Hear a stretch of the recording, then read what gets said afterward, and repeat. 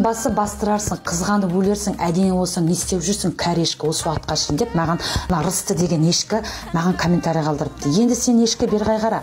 Мен саған жауап бере кетейін. Мына комментарийға жауап беру мүмкін емес, өйткені маған комментарий конкретно өтті да. Сен қара енді маған. Сен әбден ана байыңды үйде отырған шығарсың, бүйтіп қалшылдап дірілдеп әбден нервный өлгенсің да сен қатын. Байым ана қызбен перісіп атырған жоқ па, саудаға кетіп қалған жоқ па, бүйткен жоқ па, әбден уровенің уже нөлге түсіп кеткен ғой сенің.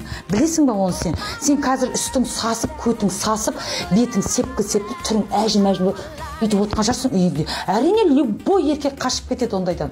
Сен, конечно, любой еркек мен сияқты әдемі қыздарға қарап кетеді, жаным-ау, жаным. Ал енді қара, енді кәрешкі деген сөзіңе жауап бере кетейін. Менде міне дала толған. Сен ешкі деп атсың ғой, мен теке деп айтайын. Текелер толып жүр, маңырап жүр. Мен пока бүйтіп шертіп жүрмін, не переживай маған. Алла әр нәрсе жұп-жұпмен жаратқан, мен пока бүйтіп шертіп жүрмін. Ты не переживай, скоро, кәрешкі, замуж, аман бол, өз-өзіңе қара сосын, саған айтар ақылым.